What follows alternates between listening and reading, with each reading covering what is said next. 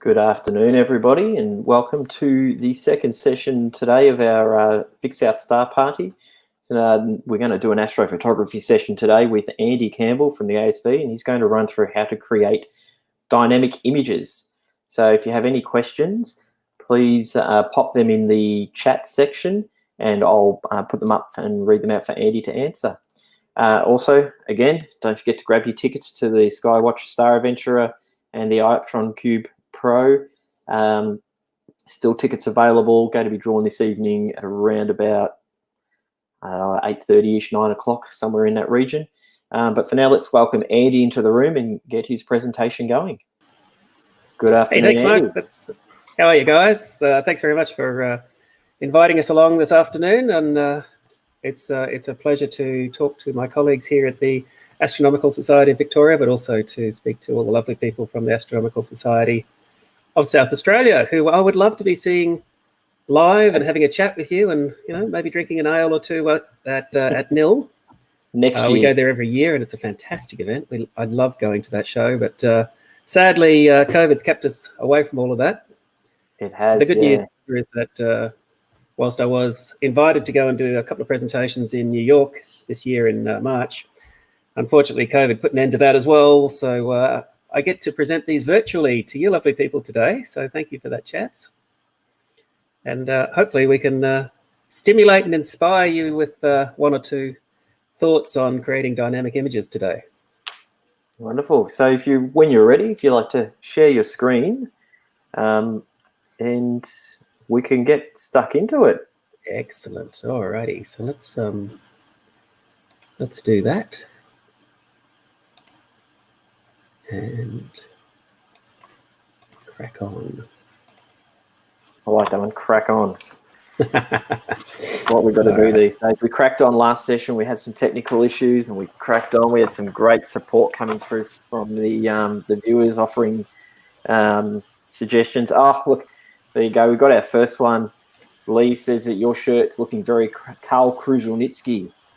I've met Dr. Carl a couple of times now. He's a lovely guy. We have, in fact, shirted together once or twice. I love it. But he's, the thing about Dr. Carl is that what you see is what you get, and it doesn't stop.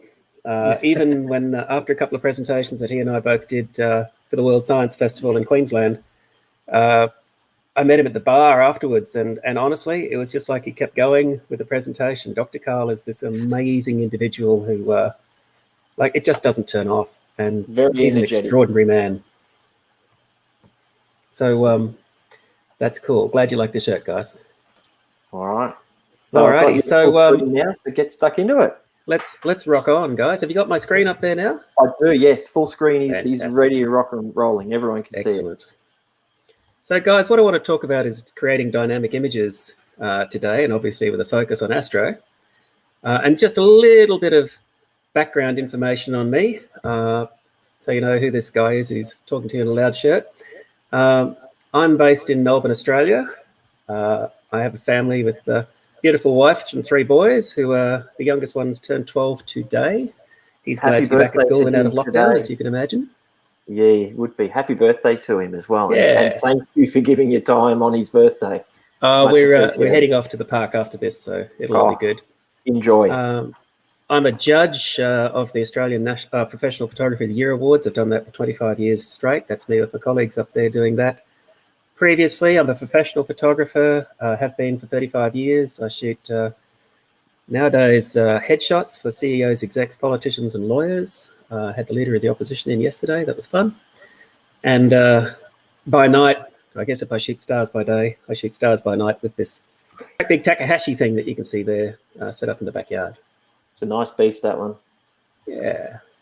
I'm operating out of Melbourne, Australia, as you know. Beautiful city of 5 million people, just coming out of lockdown at last. The world's longest lockdown, I think, but the results have been spectacular. Particularly when you compare again today, 8 days in a row with no cases. Yeah, how about that? And of course, if you're watching overseas online, Melbourne's well known for food, sport, and food and sport. I Not just much say more that really, but it's Can I just the say capital of Australia for sports. you've picked the best photo for the footy. Tiger supporter, I'm guessing. No, Magpie supporter. I always like seeing a pie take a mark. Oh, there you go, you see. I also do a bit of mentoring with the whole Astro thing. So you can find me through my website, through Facebook, Instagram, YouTube. Currently mentoring people in the USA, Canada, Brazil, Oman, United Arab Emirates, and of course here in Australia. And we do those via Zoom, and they're very useful. We've had one chap recently who bought a telescope, didn't know anything about how to use it, what to do with it. We've had 8 sessions together, and now he's independently plate solving, autofocusing, guiding, and imaging beautiful, sharp images all by himself. So that's pretty cool and exciting that we can help there. But today, we are going to talk about something called the dynamic image recipe. Now, what the heck is that? I was just going to say, what is a dynamic image? Well, we all know about the technical stuff that we have to do to make astro pictures. We know we have to guide right. We have to get plate solving correct. We know we have to get flat and sharp, flat fields so we get sharp stars in all the corners, all that stuff. We're going to take that as a given. We're going to just assume that you've got all that right. And of course, with your processing, once again, there's craftsmanship and technique coming to the fore there. Probably takes just as much time and effort to process an image as it does to capture it in the first place. But what about this other thing, this unknown thing that maybe doesn't get as much attention? And that's the whole creative and subjective side of this, to make timeless, impactful images. And that's what I want to hit you with today, if that's okay. So sit back, buckle up, and here we go. Let's talk about creativity. So what is creativity? Well, we can break it down a little bit. There's a whole little stream of, I guess, subsections that we might just touch on, and we're going to illustrate all of these over the next hour and give you a little bit of thought so that when we go to take our next astro image, we might just consider exactly how we're going to place that subject, how we're going to shoot it, what we're going to do with it. Maybe we're not just going to automatically, place that subject right in the middle of the frame. So here we go. Let's talk about impact. So obviously, there's a definition of impact, and here's an impactful picture for you. One of the most powerful pictures in the world taken in the last decade. Last 2 decades.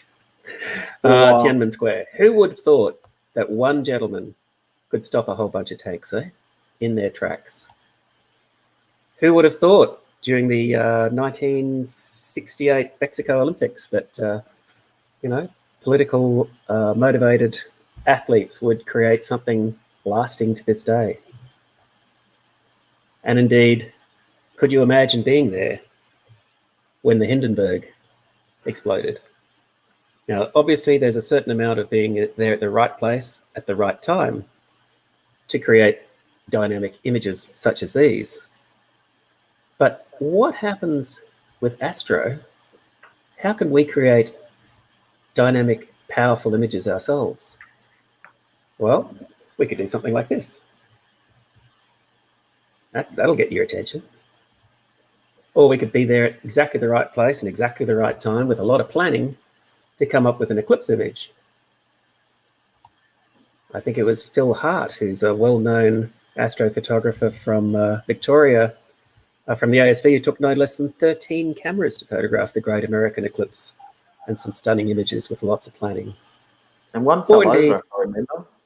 Yeah, there's a lot of stories out of that trip. Or indeed, getting exactly the right image of a comet. These are impactful images. So how about emotion? Emotion is what drives us all as human beings. It's the kind of thing that, makes you feel something. This image makes you feel something. It's horrific. It's a good picture. It doesn't necessarily mean that it has to be a happy picture to make you feel something. Here, Einstein, greatest mind, perhaps, of the last couple of centuries. Who would have thought that someone would capture him with his tongue out? Or indeed, how about this amazing image from Michael Collins of Aldrin and Armstrong and the LEM with the entire population of humanity in the background? It's kind of the ultimate not selfie because he's the only one not in the picture. So again, how do we translate this into maybe an astro image? Well, Mark G's done a great job here. Mark G is a well-renowned astrophotographer based in New Zealand now. And you look at this image and it's timeless. It's fantastic. It could be father and son. It could be any kind of interpersonal relationship between these two people just enjoying space. And isn't that the thing that happens no matter where you are in the world? You go out at night, step back from the campfire and look up. You're going to ask yourself those big questions. You're going to go, wow.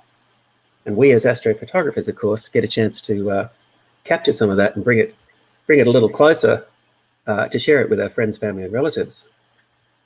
And indeed, this picture, Mark, won the Insight International Astronomy Photography of the Year, I think about 6 or 7 years ago with this one. And a lot of planning and research went into this. I think he shot it with a 600mm lens from about 3 miles away from this viewpoint. But it's an amazing image, and it certainly sort of puts you in context a little bit with, you know, who we are on the Earth and what's around us in the solar system. Pretty impressive. Yeah, he does a great job. So what about a story? I mean, stories are what people are all about. You know, we sit around that campfire, we tell stories. Well, our images tell stories. And if we do them well, the story that should be there should be told. You know, a picture is worth 1,000 words, they say. Well, here's a picture that needs no words. It's gripping. Or one a little more local.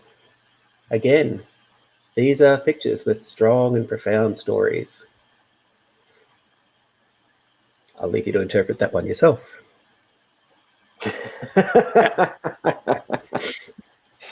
Well, how about this in an astro world?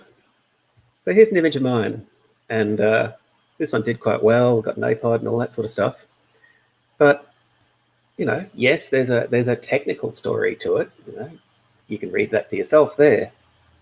But the story behind the picture was that it reminded me of this painting by Van Gogh, the famous Sunflowers. And when I was arranging this, framing it on the back of my camera, I thought, you know, something just triggered in the back of my mind that, oh my gosh, this really reminds me of a bunch of sunflowers from this painting. That I had a really good art teacher at school, so I guess that helped. And indeed, you know, the story that it told was enough to perhaps get it recognized by the APOD guys and get whatever it is, 3 million hits on their website that day, and, you know, 2,500 shares on Facebook and all that kind of thing. So if you have a good story, then your picture will probably get good recognition. There's a very well-known international astrophotographer from Finland called JP Mitzvanio. And JP's had an exhibition recently of his work, and he's produced a book with, of all people, Brian May from Queen. But he's kind of gone down a similar path here with this homage to the birth of Venus. This is Botticelli's very famous painting that you'd all be familiar with, or perhaps seen it in a book or even in an art gallery.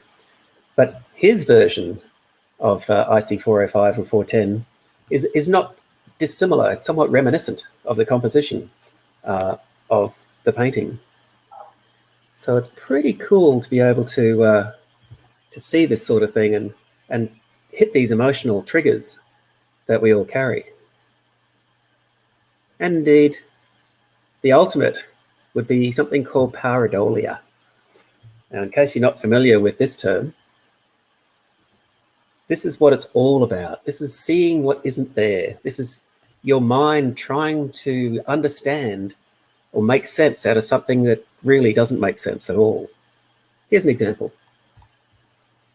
You may have seen this one. This is a very famous picture taken by a Viking orbiter around Mars, 1976, I think it was, pre-Facebook, pre-Instagram, and the whole world suddenly saying, there's life on Mars. There's a giant man on Mars. You know, my eldest son is absolutely fascinated by Martian rovers. He can tell you every single one of them, where they are, how far into their journey they are or where they've gone. But I can assure you that even with Martian rovers and orbiters and every other technology that's available to us today, there ain't no life currently that we know of on Mars. Or how about Sauron looking at you, the evil eye? Is he peering at you from Mordor, or is it just that the Helix Nebula does resemble a human eye in some cases? And, you know, is the universe giving us the finger? I do like that one. Again, that's a Hubble image, and it does exist. It's what appears to us to be a fairly small little thing in the Carina Nebula, but it's real. So how can we use Paradolia in our images? Well, here's an image that I shot in the Large Magellanic Cloud of N44. Now, this particular nebula is massive. It's over 1,000 light years across. That more, if you like, in the center is in itself 200 light years across. So we're talking about a huge thing in space. But it's this wacky looking, bizarre shaped object that you think, wow.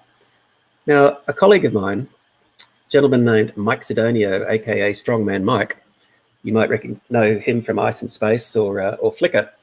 Now, Mike shot this as well.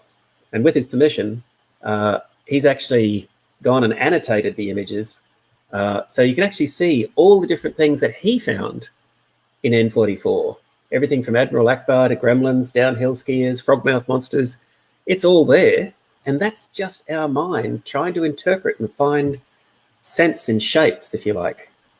And I think that's what drives us to create powerful and impactful images, so that when a judge goes up to see your picture, or you show it to your friend and it says, oh, that looks like a gremlin, that's their mind making sense out of it and finding something to, I guess, to talk about.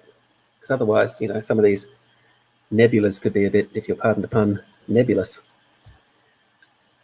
So what about the way that we compose images? So composition is something that painters have been, you know, using and since antiquity. And here's a little example about the way that, you know, perhaps an image could be framed more dynamically, if you like, the one on the right. And we can easily translate that into the world of astro. So here's a very nice picture of M20, the Trifid. Looks great, sharp, clear, absolutely terrific. You'd be well pleased with that. Here's one that I shot some years back, but framed very differently. I framed this using something called the rule of thirds, so that we can feature M20 in its environment. You get a sense then, there's M21, I think the star cluster up to the top right near 3 o'clock there. And perhaps this tells us a little bit more about the environment in which that nebula resides. You don't have to just put your subject in the middle. Yes, there may be some arguments there that, you know, your telescope is designed so that, you know, the central point of it is, you know, ultimately the sharpest and best optically perfect place to put your subject. But how about this one? This one's by Andrew Leigh. Now, Andrew, I've been mentoring Andrew a little bit lately. I probably don't have to when you see the quality of the images he's putting out himself. This is like his third image, I think. And it's absolutely fabulous. Not only is it technically wonderful from the point of view of handling the dynamic range, he's got the core well sorted out there, and every star is pin sharp, but he's also included, I think it's M121 on the far left there at about 10 o'clock to give scale. You know, because there's that globular cluster there, now we can get a sense of the true majesty and scale of 47 Took. It's a really well-produced image, and hats off to him. And again, he hasn't just stuck it in the middle. So let's talk about another little thing that happens a lot. And that's the just because you can fit two objects in your picture doesn't mean you should. Sorry. All right, here's the example. So in this case, we've got a lovely silhouette. You've got the gentleman there. Obviously, you can see the picture. But your eye goes from the gentleman to the tree, to the gentleman, to the tree. And it doesn't have anywhere to comfortably rest. it rests in this void in the middle where there's nothing really going on in the picture. And indeed, here's a lovely picture by Christian Burge. And again, we see this often. We see two nebulas side by side, but your eye kind of goes from one to the other to one to the other, and it kind of disappears in this black hole in the middle. And it doesn't really kind of work in some ways.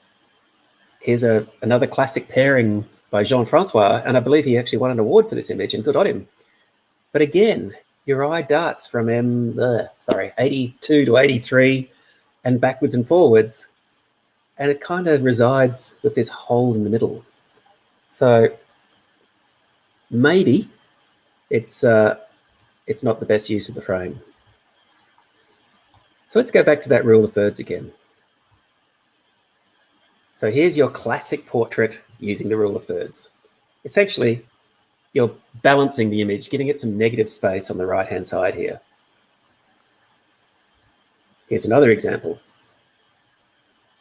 So these are obviously terrestrial examples, classic landscapes, but when we're framing up our astro images, we can do exactly the same thing. So here's a couple of examples for you, and a little bit of trivia, just to, the rule of thirds is not something I've invented by any means. It's been around for, 200 or 300 years. So here's an astro image using the rule of thirds really well. Jim Metzger's framed NGC 2244 beautifully. Oh, and a bit of trivia, if you use your imagination at the top right quadrant there, that section, they call that the mermaid. Well, it looks like a skull to me. Yep, I think you've got to hold your mouth right and spin the code around at a different angle and so forth, but there it is.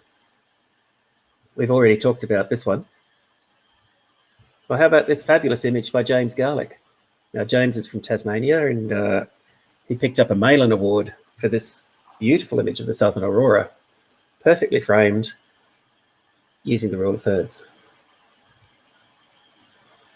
Or indeed, we can use our field of view to create dynamic images. So this is the Fighting Dragons of Ara, NGC 6188, an image I was lucky enough to win a David Mullen Award, Deep Space category 2015. Here's the same subject, but now I've shot this with a different telescope, a much wider field of view. The one on the left was with a William Optics FLT 110, and the one on the right is using a Stellarvue SV70T with a field of view of 2 by 3 degrees. So suddenly we can see the context of these two fighting dragons, and we can really now see what's happening in space around those guys. We can almost see where those molecular clouds are formed or forming, and indeed we can get a sense of the power and the majesty that's going on there as these molecular clouds are twisted into sort of works of art, if you like. And there's this wacky bipolar nebula down the bottom left-hand side there, which I first thought when I was imaging that, I thought, oh damn, I've stuffed up here. There's something on the chip, but in actual fact, it's real. It's there. Space does throw up some wacky things. It's photo bombing your shot. Exactly. Yeah. Looks good though. Beautiful image. This image, I'm not sure what they were smoking the night they named this one at the Anglo-Australian Observatory, but this is called the Running Chicken Nebula. And I have no idea where you can see a running chicken there. To me, it looks more like Jar Jar Binks. But you can find your own interpretation of that. But again, using that same wide field telescope, I was able to include the entire nebula and the Pearl cluster to the far left. And it was a bit, a bit fortuitous that I literally picked up that telescope from the TNT depot on the way to a star party, took it out of the box literally for the first time, set it up, shot this image and got an APOD for it. So that was a little bit of a lucky story in some ways. But visiting the same target with a much longer focal length now. So here I've visited this using a Newtonian 1147 millimeter focal length telescope from Sidereal Trading. In fact, is a very, very nice telescope, hand-built by Diego himself. But in this case, we can now zero in on some of the details and structures within that nebula And down the bottom, you can see the coal miner stoking the fires. You can see the misty mountain just behind him, the misty mountain top there. And because this one I've rendered it starless, you can clearly see the Bok globules at around halfway through down the image, the star-forming regions themselves, the interstellar dust. So different perspectives using the same object. Now, obviously, we can't change our field of view, at least, not until Elon Musk gets us to Mars, but we can certainly change the way that we approach something by using a different instrument. Or indeed, we might think about color and color palettes. And so essentially, any kind of photography, we want to make sure we come up with something that looks really good. And there's a handy dandy gadget here called the color wheel. Now, this image on the left is using complementary colors, very strong and very bold. You can clearly see the purple and the green on opposite sides of the color wheel. It's a bold, powerful image. Here is one much more subtle. This is using colors essentially on the same side of the color wheel, almost monochromatic in its feel. So what happens if we take that into Astro? Well, this image on the left is by Neil Creek, who's a local photographer in Melbourne. And Neil won a Mullen Award for this image. And it's a beautiful use of incorporating light pollution within an image in an artistic and beautiful way. So this is, I think, looking at Lake Epilogue from memory. Possibly that's Ballarat in the background. But again, you've got the warm into cold. You've got the warmth of the light glow of the light pollution contrasted against the deep dark blues of the Milky Way. And he's framed it beautifully, as you'd expect a professional photographer would. So a deserving image, and I think that was the cover of the license-based calendar as well.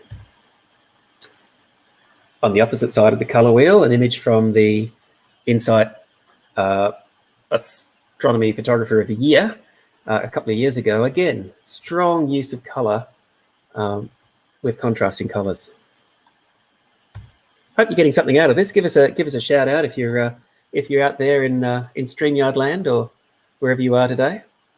I think if anyone's watching from somewhere outside of Australia, give us a hoy so we know you're there. Sorry, it's I think 3 o'clock in the morning in Great Britain, but in the States I think it's about 9 o'clock last night. So we've got nothing else say to hi. do. We've got nothing else to do in Great Britain at the moment. So I thought I'd show you a little bit of technique here. This is not a technique talk, but this is using the same subject but shooting it 4 different ways. So for many of us, we start out with a telescope and a DSLR camera, and we can create a beautiful image just like this one Benjamin Barre has of M42. And there's nothing wrong with it. It looks great. However, many of us on our journey, we advance up to a mono camera, or indeed we start introducing filters. In this case, we've introduced a hydrogen alpha filter, Erica Africa here. And hydrogen alpha at 656 point something or other nanometers is almost invisible to us. So we're talking a very red color of light. But if we have a camera that is sensitive enough and it doesn't have the IR cut filter that the DSLR does, which in fact removes hydrogen alpha, then suddenly we can let the HA show through and we can see more of the structure of the nebula coming through. Indeed, we can take that even further by then using an oxygen filter, ionized oxygen filter, as well as the hydrogen alpha, as Druidus and Goldman have here on the left. And now we can really see what's going on in M42. There's a lot happening up there. And I think you'd admit that we're taking our very nice original DSLR picture to a whole new level now, because we're starting to see the unseen. And indeed, we can take that all the way to a complete narrowband image of M42 here, using the ionized oxygen, ionized sulfur, and hydrogen alpha filters, and assigning them different colors. Many people would probably argue that M42 looks better in natural colors, and I think we had Paul Hasey on earlier who won a Mullen Award, in fact the entire competition some years back, with a very beautiful image of M42, which was in sort of true natural colors, if you like. But I think it's just a little bit interesting to see it in narrowband as well. How about this. Now, I mentioned David Mullen a few times, and I guess I'll mention him a lot throughout the talk because he's regarded as the godfather of astrophotography, and he ran the Anglo-Australian telescope for the best part of 30-odd years. This was, I guess, his image of the Trifid, and it was a kind of iconic standalone image. And I wanted to see, well, okay, I'm in Burwood in Melbourne. I'm not far from the ASV. I'm in light pollutionville. I'm under a Bortle 6 or 7 sky. What could I possibly do with my sidereal trading 10-inch Newtonian that might somehow emulate that image? And so working really, really hard with dealing with gradients from hell, I came up with this image. I had to come up with some new techniques, in fact, using blue just as illuminance to, in fact, try and get some of that reflected nebulosity to show through, because it's really quite hard from light pollution fill. And obviously you can see my star colors are suffering a bit from being in light pollution, but just the challenge was there. You know, sometimes they throw these things out at you and you think, well, let's see how close we can get. Let's see what we can do. Now, of course, we don't have to stop there. We can then think, all right, let's put a hydrogen alpha filter on and see what that does here. So the one on the right is LRGB, the one on the left, we've now introduced hydrogen alpha. Now, the good thing about hydrogen alpha is we can now see all that rich hydrogen field behind M20, and we can really see all that, I guess, nebulosity showing through. But the downside is it tends to overpower that subtle blue reflection nebulosity, which we've lost in this case. But, you know, it's the trade-off. And then, of course, we don't stop there. We go all the way and we go full narrowband on this thing. And now we've introduced the ionized sulfur filter as well. And it's a very different view of the same target. I mean, I could poll the room now and say, okay, who likes the hydrogen one? Who likes the LRGB one? And who likes the narrowband one? And I reckon we'd probably get, you know, even third splits on each one. Well, there you go, everyone. Comment which one you prefer. Let's see what happens. Okay. as you go through, continue on, and we'll get everyone to just tell us which one of those they like the most, and okay, I'll let you know how they go. Each image tells a different story, but again, subjectively, they present differently. I like the one on the right-hand side myself that was there. There you go. So here's another technique that's been popular and coming in well lately. So this is classic Statue of Liberty Nebula. It's appropriate for our American friends right now that we see this one. So I think it's Stephen Maslin, who's an American astrophotographer, who coined this popular name for this thing, which is interesting because it's in the southern hemisphere and they can't see it. So this is not far away from Carina.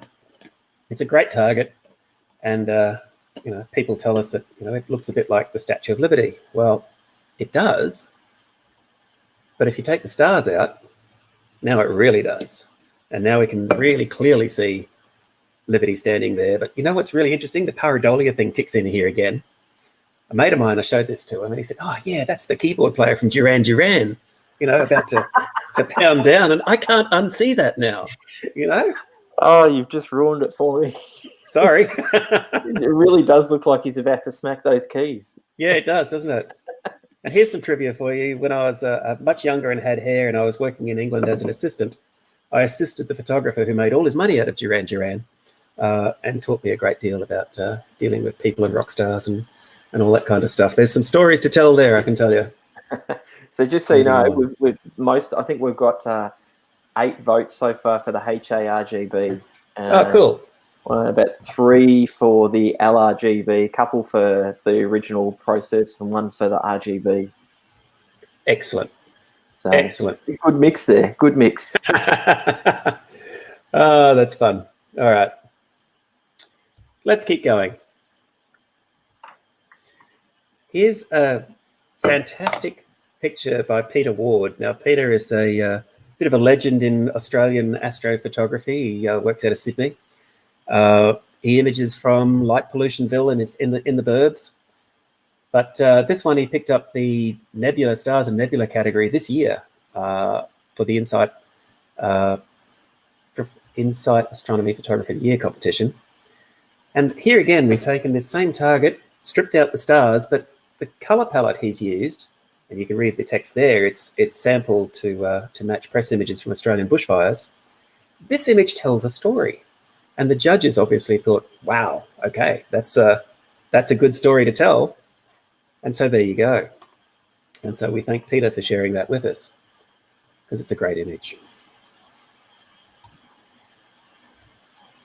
This is by Leigh Borsburn. Now, Leigh's one of those photographers who uses equipment that really punches above its weight.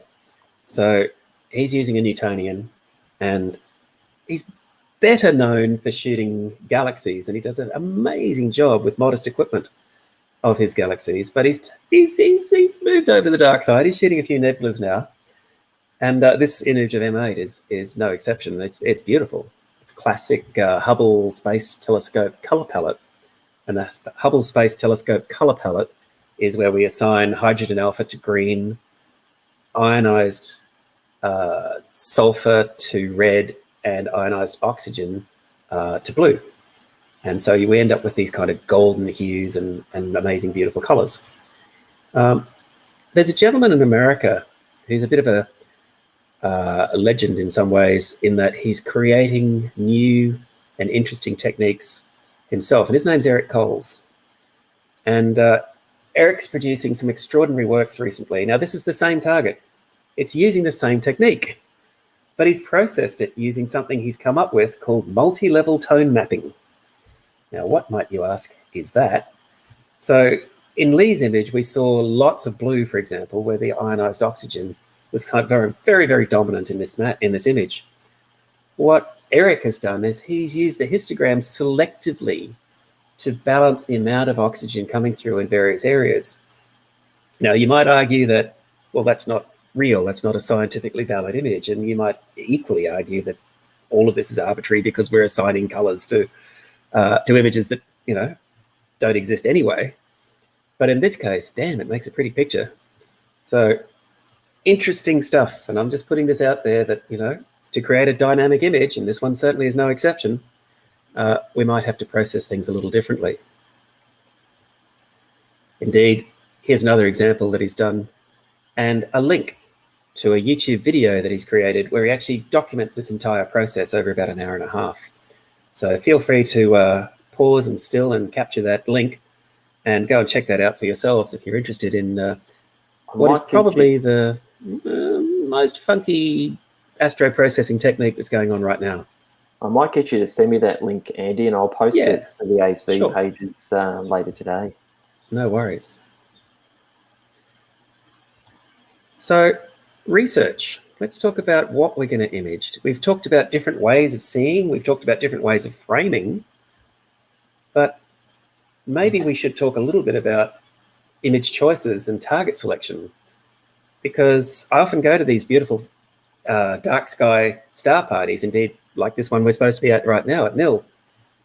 And, you know, when everything's up and running and working perfectly, touch wood, I like to go around the field and, you know, sort of say hi and, you know, what are you imaging tonight? And more often than not, people will tell me, well, I don't know, I haven't decided yet, or I'm not sure, or, you know, I'm imaging M42. You know, it's like there's so many more things to image out there. Let's give everyone some tools as to thinking about how we could maybe find something new to image to create that dynamic image. So the image I'm showing you here is something from Galaxy Map. I'm going to bring it up a little bit bigger so we can talk about that in more detail now. So what we're looking at here is a supercosmos hydrogen alpha survey of the Milky Way. So effectively a Google map of space, if you like. We've got research telescopes around the globe, and they literally point out, take a picture, move a few arc seconds to the left, take a picture, a few degrees left, take another picture, and eventually they'll build up this survey map, if you like. And this is free to everyone. Anyone can access these, and this is not the only one that's out there. But the nice thing is, suddenly we can see all these interesting targets that we all know, but we could also see other things there that we can image. So if we spin over to the far left of this image at about 9 o'clock, you'll see inverted. There's my Sagittarius sunflowers. We talked about that earlier. As we come across to the center, we talked about an image with the lobster and the Cat's Paw Nebula together, and you can see them clearly right in the middle. Further off to the right, it's very bright in this one because it's a very bright nebula, but that's where the fighting dragons of Ara are. But what caught my eye here was this strange filamentary net, if you like, at the bottom half of the picture on the right-hand side at around 10 o'clock. There's this arc, this web, if you like, tendrils, and I thought, what the heck is that? And I researched and Googled, and I couldn't find any images of this thing, and I couldn't even find a name for this thing. So I thought, right, here we go.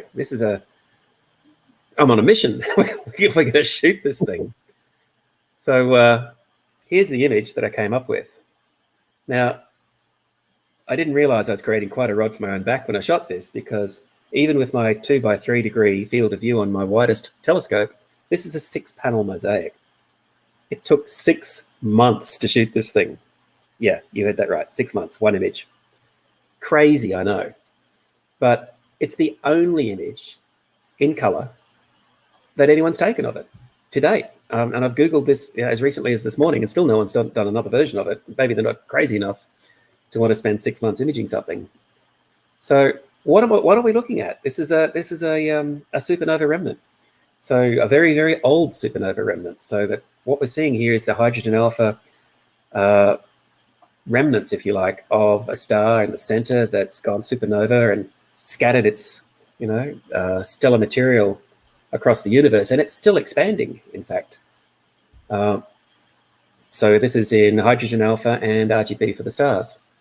So I think you might have just set a challenge for some of the astro guys who are watching at the moment. Well, this is the thing, anyone who's got let me see, maybe a TAC Baby Q or a FSQ 106 and a full frame camera, you'd probably you'd get this in 2 panels, I reckon. There you go. Challenge has been set. I'd like to see some images. I'd like to share some. Let's put it out there, and don't hold back. Let's do it in full narrowband. Let's not just do it in hydrogen alpha. There you go. Alrighty. How about this one? So this is a slightly different portion of the Milky Way, again using the same survey. And up on your top left there, at about 10 o'clock, you can see the Vela supernova remnant, very popular target, wonderful target. Again, 10 or 11,000 years ago, a star has exploded and gone supernova, scattered and ejected its stellar material across the universe. And these things are going at 500,000, kilometers a second or something. And this superheated material is now interacting with stellar dust, and it's creating these amazing patterns that you can see there, which we can photograph using, narrowband filters. Great. But as we follow this image all the way around to the far right-hand side, we kind of follow a line through the middle of there. And indeed, my background behind this image is in fact this same area. This is what they call the electric guitar cluster. Don't know who names these things, but it's fun. But down the bottom is the area of interest, this thing that looks like a tooth. It's like, okay, once again, what is this? Haven't seen this image before. What's going on? Researched the heck out of it. Couldn't find an image of it. So I thought, right, here we go. Let's have a crack at this. And I think this is 2 or 3 years ago I shot this. So turns out it's called BBW56. And unusually, there's no ionized oxygen here. So I've shot this using the hydrogen alpha, the ionized sulfur, and an unusual filter, ionized nitrogen, which is very close in bandwidth to hydrogen alpha. In fact, if you have a hydrogen alpha filter of 5 nanometers, you've included the narrowband of nitrogen. You have to actually use a 3 nanometer hydrogen alpha filter to separate the nitrogen out. But why would I want to do that? So I can create a tricolor image. David Mullen likes blue and yellow pictures. There's a tip, people. So this is in true color, this would be red, red, and redder. But in narrowband, we can play a little bit with our color palette. Now, great minds think alike. We've got a question here for you from Leigh. Yeah. What do you use to mosaic? I'm sans focal reducer at the moment, so unable to get wide enough shots without a mosaic. So how do you mosaic? I mosaicked that one, that was a few years back, the hard way, literally lining it up and then moving it across a little bit and then down a bit and then making sure I had enough overlap. And I used Reggie Star to align all the images, which was an app that you could purchase for doing mosaics. Nowadays, gosh, SGP has a mosaic wizard built into it. Voyager has the same thing built into it. You know, nowadays it's a lot easier to create a mosaic. But as I was saying, great minds think alike, and within the same week of producing this image, I think, in fact, virtually the same day, Mitzvanio was imaging the same thing. And he imaged this area, BBW 56, in hydrogen alpha. And with this orientation and his field of view, it looks a little bit like the, what does they call that? The jolly big giant, great jolly green giant. Anyway, his nose. It looks. I can see a very sad. I can see the face of a very sad rooster. Yeah, there you go. Cool. And indeed, John Gleason, who is an astrophotographer who does amazing panoramas and mosaics, he's virtually mapped, you know, the whole heavens now. If you jump onto the net and look up John Gleason and some of his images, you'll just be amazed. But you can see in the top right section of this image, we can see BBW 56 there, as well as right in the center is the Vela supernova remnant. There's a lot of stuff up there in space, so we don't have to limit ourselves to, you know, being the 45,000th version of M42. Nothing wrong with M42.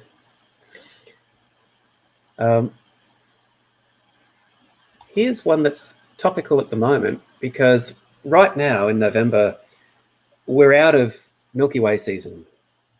All of the interesting nebulas are not really accessible to us as we wait for the transition from the south to the north.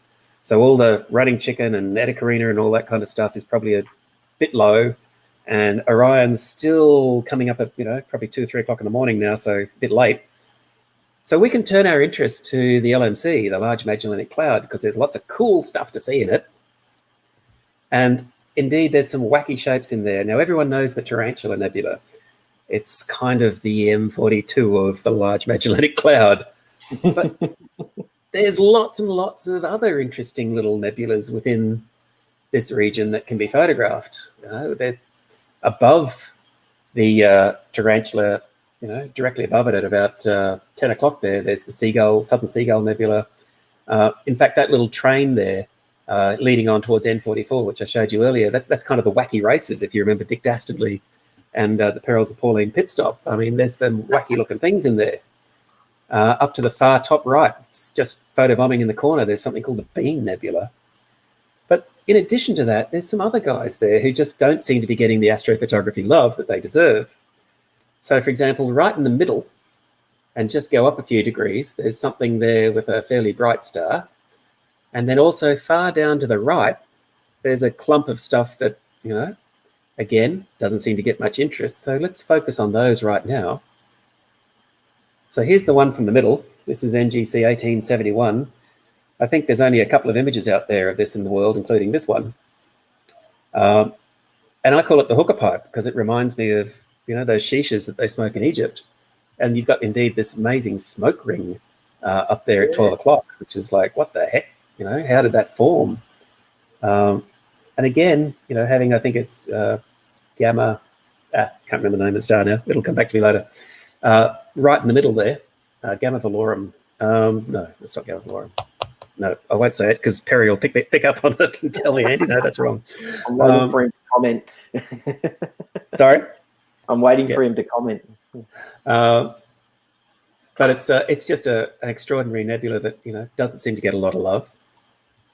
And indeed, this is my very latest image. I only shot this one last week. And I call this one the Carnival of the Animals. That's that other little area that I showed you before. I don't think there's another image of this thing out there in isolation of this particular area. Yes, you'll see these guys in wide field shots, but nobody seems to have taken the time to actually focus in on this one quite like this. And, you know, these little guys deserve their love too. Come on, people. There you go. There's a lot of challenges being set today. I like this. So yeah, it's all good. And of course the LMC is well known for the super bubbles. So down the bottom we've got a super bubble there for you to see. Super bubbles are Wolf-Rayet stars. So essentially they're a star that's superheated and it's got this stellar wind zooming around it. with ionized oxygen, and the sharpless SH2308 is a well-known example of a Wolf-Rayet star superbubble.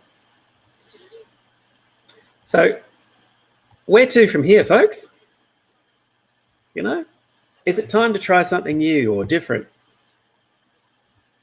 Do we want to maybe look at, the justifying to the wife why you need to buy a new scope, just so you can have a different field of view? Are we going to continue plonking our image right in the middle, or are we going to think a little bit about, what's around it that might give it context? Do we want to look at one of these new techniques that's out there, or indeed these new processing methods? I can tell you right now, there's a lot of scuttlebutt going on in Astrobin, where I'm a judge there, behind the scenes of the use of Topaz AI noise reduction, which is in fact making images that are from a 5-inch scope look like they're taken by professional instruments. How about the color palette we use? Do we want to stick with this traditional tried and true, or we want to try something new? Or indeed, do we want to stretch ourselves and go and find something new and different to photograph that maybe no one's ever photographed before? Remember, the whole point of this is to have fun, but at the same time to create something that has got impact, something with emotion, and something that tells a story. Some beautiful images in that session there, Andy. So once again, guys, if you're interested in getting any help with your astrophotography, I'd be more than happy to assist virtually with one-on-one mentoring. The sessions are $147 Australian or 95 US. And there's a special on this weekend for you lovely people watching today, where you can get 6 sessions for the price of 5 if you want to. And that's where you can find me. And I'd just like to thank you for your attention today. And it's been a pleasure coming along and speaking with you all. So if anyone's got any questions about what they've just seen, or any questions just in general about what they can image, chuck up a comment now and we'll get Andy to answer. We've got a little bit of spare time. We're actually running on schedule now. There you go. So yeah, if anyone's, I think Moral Traveller is saying that the dragon's heart that you showed was amazingly beautiful, and it's a beautiful shot. Oh, here we go. We have a question. Cool. What is the minimum recommended time to spend on a target before starting to process? Depends on where you want to go with that. I think you can start, as I do, maybe on a given night I might get 6 or 7 hours of data. I'll probably process that straight away just to see what I'm getting and how much noise is going to be produced. And you can usually work out that if it's looking pretty noisy, you might have to double or triple the amount of signal you're getting, particularly with narrowband imaging, particularly from the suburbs.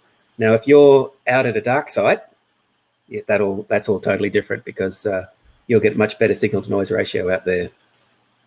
So you can probably get away with your 6 to 7 hours out there as opposed to in the city. Exactly right. Exactly right.